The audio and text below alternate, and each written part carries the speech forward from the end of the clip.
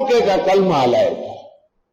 بیت الخلاء جاتے ہو اللہم انی اعوذ بک من الخبث والخبائث، یا اللہ یہاں جو شرپسند جنات ہیں ان کی عورتیں یا مرد ان سے بچا.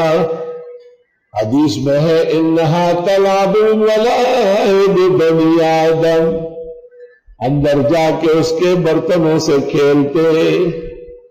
اس لیے علماء کہتے ہیں طہارت خانے میں کم وقت لگانا تقویٰ، بہت زیادہ وقت نہ لگائے، خیالات وساوس پیدا ہوتے ہیں. اور کلمہ پڑھیں گے بیت الخلاء داخل ہونے سے پہلے، ایسا نہیں کہ وہاں بیٹھ جائے کارروائی شروع ہو جائے پھر کلمے پڑھے.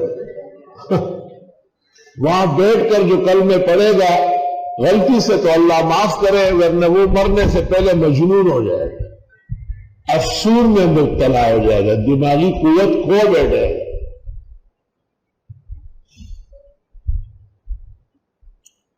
لا الہ الا اللہ. اور جب نکلے تو پڑھو غفرانک، خدائے معاف فرما. الحمدللہ الذی اذھب عنی الاذی وعافانی، تیرا شکر ہے کہ آپ نے مجھ سے تکلیف دور کی اور آرام نصیب فرمایا.